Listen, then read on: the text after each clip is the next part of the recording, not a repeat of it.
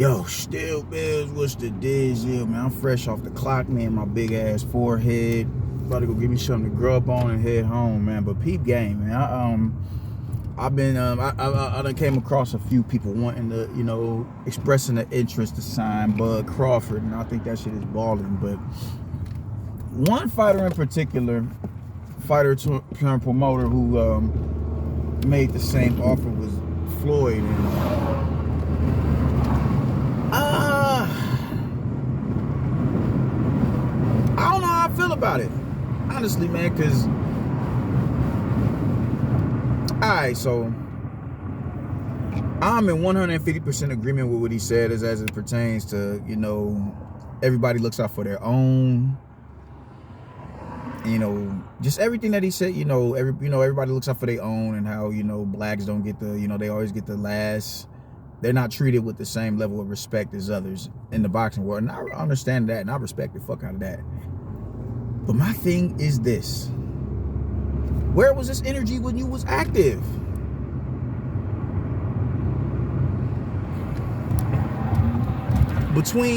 After you fought Zab Judah, who was the other black fighters that you was putting on? Shane Mosley. And you had Zab, you had Shane, and then who else? That's my biggest thing. What's real aggravating is you had Keith Thurman right there as one of your mandos, bro. You didn't honor that. You instead chose to go fight motherfucking Andre Berto. So I don't disagree with nothing that he's saying at all. But where was the energy at when these cats needed it most? You know what I'm saying? Like, you can't talk about the value of black fighters when you didn't see value in them when you were an active fighter. You can't talk about, he's berating Canelo like a motherfucker now. But one of your highest pay-per-views is with him. You feel me? Like, it's weird to me, man. Like, and maybe, like, ideologies change, man. People change in their thinking. They, they evolve, they elevate, they mature. However it is you want to look at it, man. But this is just seeming like weird to me, bro. Like, because even with the fight, with Tank Davis, man, you're not in a rush to put him in there with Devin Haney. Y'all not trying to put him in there with Devin Haney. Y'all prioritizing a Cuban and Rolly Romero and Isaac Cruz and Gamboa and all that. You're like, come on, man. I don't know. I feel what he's saying, man. I honestly do. But it's fighters whose career could have been a lot better off than what it is now had you chose to fight them when you were active. You get what I'm saying? You didn't see the value of a Keith Thurman that you saw in Robert Guerrero. You fought Mexicans, Argentinians, Puerto Ricans. You didn't really fight no black people like that, man. You fought between Berto and Shane Mosley was 5 and 6 years. Between Mosley and Zab Judah, it was 3. You know what I'm saying? So it's wild now that, you didn't clap that, you spent the majority of your career fighting Latinos, and now that a Latino was in the position that he's in, you're banging on him for allegedly swerving and not fighting all the black fighters when you didn't do the same. And now you want to go and try to bring Terrence Crawford into the fray. And that looks suspicious now, because it's like now, you reaching out because Tank is talking about being a free agent and bouncing on you.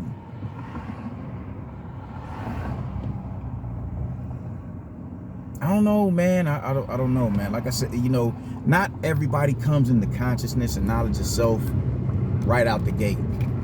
You dig? When you look at the likes of a Malcolm X was wild. He was, sliding white women, hitting licks with white women. all in the, into his 20s, you dig? And it took him going to prison and getting introduced to the Nation of Islam by way of his brother Reginald for him to change his ways. So if Malcolm can go through a certain stage, I don't exclude anybody from going through that, man. All of our leaders have been through it, man. Huey Newton went through it. Kwame Ture went through it. So I'm not mad at anybody who comes to consciousness in their own time frame. That doesn't bother me.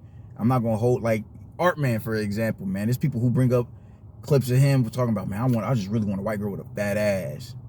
But it was years ago. Ideologies change. I get that. I honestly do, man. I real life do. But the same shit that was going on, that's going on now, has been going on way back when. And in Floyd's case, it was the same shit back then. It was the same shit back then. And Floyd did not make it his business to go and deal with a Sean Porter, with a Keith Thurman, or anybody of that sort. Even an Adrian Broner.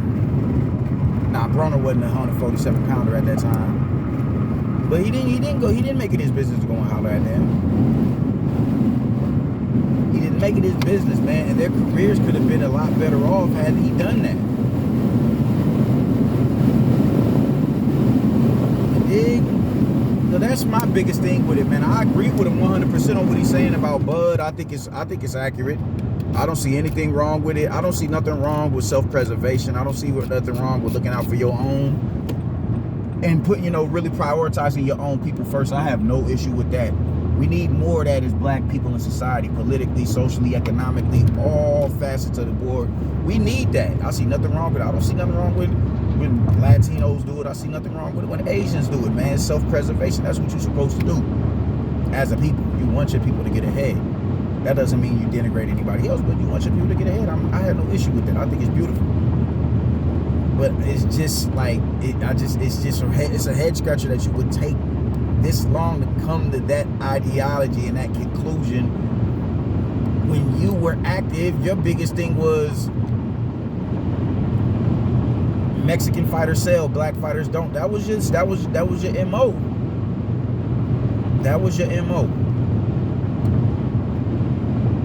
You didn't care about fighting black fighters. Now I remember hearing you say all lives matter. I remember hearing you say that. People is weird in some instances. They'll be right on the money on one thing, and because they're right on the money on that, you expect them to be right on the money in all facets in all sectors of black black politics,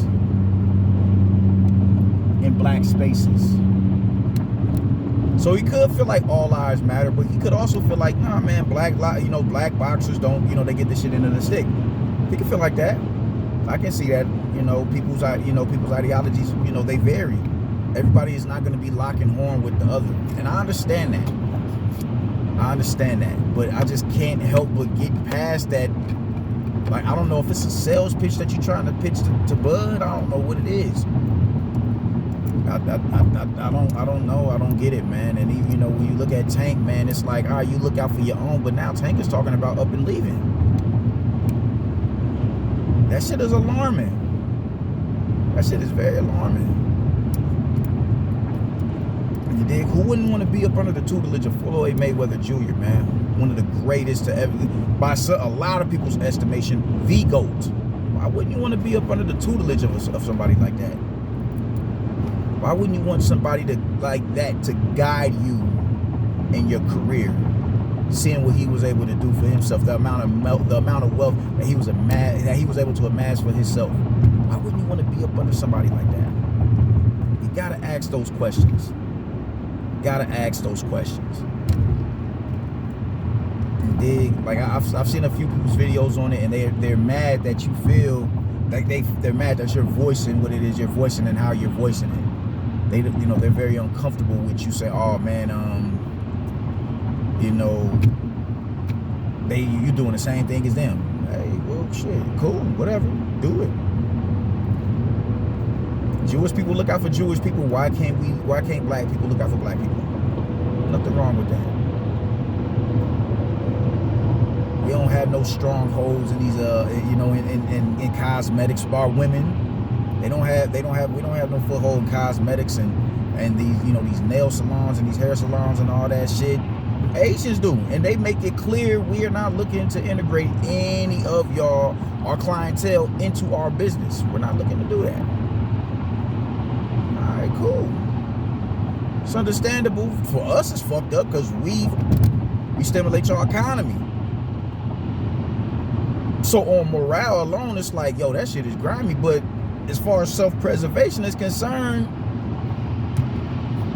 it's logical. It's just up to y'all to go, you know, get out of the way. No, we not going. All right, cool. We gonna go over there with the sisters over there. Everybody else does it, man. Man, you see how the Mexicans is vibing up here. We ain't even gonna talk about the Mexicans in LA and California and Texas.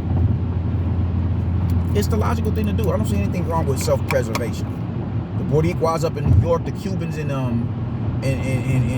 Florida. Self-preservation, homie. I'm not mad at it. I get it. We need to get on that same nationalist type mentality and create our own base. That's logical, man. But as it pertains to Floyd, I'm just sitting here scratching my head like, I don't know. I don't know, man. Now, I don't think, you know, Bud is he's a bit older than Tank. He's a bit more mature than Tank. So I don't think he would allow Floyd to, you know, kind of railroad and dictate where his career is going to go, because he's at the brink of, he's at the age where he's like, man, I'm about ready to, you know, hang him up. I've gave y'all my 20 plus. I'm about ready to hang him up, especially after he go in here and crash Spence. I'm about ready to hang him up. He can do a few more, you know, get a few more fights. So he's not in a position where Floyd can manipulate his career and tell him, oh man, we getting you the big fights and we get into the money over here and it's only $1 million guarantees while Devin Haney's getting $3 million guarantees, shit like that. I don't think he can do that with a Floyd. And run these smoke screens as to why it's logical to fight Isaac Cruz and defend a baby belt, a trinket title, as opposed to a real belt. You can't railroad Bud like that. So maybe it could be a good thing. Maybe it could be a good thing. But I'm still looking like, man, I don't know, man. Like, that's kind of goofy to me, man. I don't know. I don't know, man. I don't want to call Floyd a shyster. I don't want to call him that, man. But you do have to be like, man, I don't know, man. These politicians, they'll use certain sloganisms and catchphrases and shit from the black grassroots to draw you in and garner your vote. Or just to gain your ear. When you gain your ear, they get to talking about every other things that have zero to do with black issues. So it's logical. And even these content creators on YouTube, they'll do that. They'll tickle your fancy, you know what I'm saying? All the brothers, they go right to these YouTube channels that speak on, oh man, they just black issue, just black fighters getting this and that and the third, no black fighters. And it's just like, oh man, they hustling.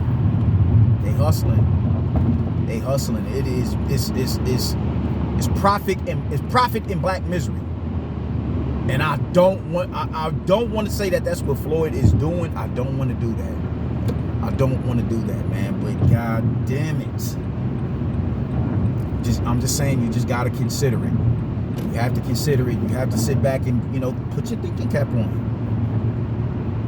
It's profit and black misery.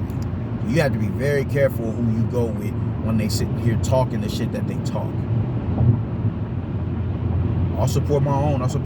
Well, I'll do this and I'll do that. All right, cool. That's what's up. That's what's up. Now, if I do decide to sign with you, you have to know that I want to fight this individual right here, this individual right here. You're gonna have to give me some wiggle room. Because you can't, you know, you can't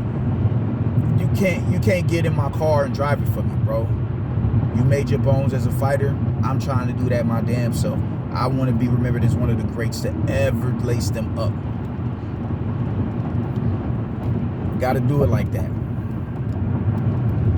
And I'm not sure. I think, you know, Floyd is about his cho. You know what I'm saying? He doesn't really build fighters like that, man. He has all his eggs in one basket in Gervonta Davis. And now that ship is looking to sell, you know, what's the deal with Andrew Tabiti? You dig? What's the deal with Kevin Newman? What's the deal with these fighters all out of Floyd Mayweather's gym? They have people go to Vegas and train at that gym just to get next to him, man. So what's the What's the deal? What's the deal? You know, what is we doing? So all in all, man, I'm not too sure, man. I hate to see brothers get reeled in with that, you know, the black power talk, and then they get played. Look at somebody's deeds, even from the brothers who do that shit. Look at their deeds. Look at everything that they doing, and you ask yourself, man, is this the logical move for me to make for my career, or is this nigga over here doing? Is he running game? I don't want to say Floyd is running game, but you cannot necessarily rule it out.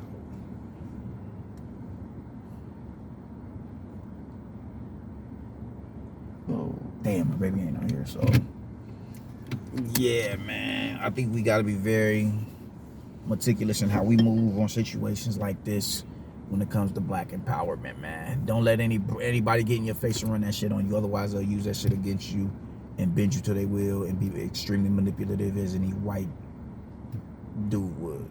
Deuces.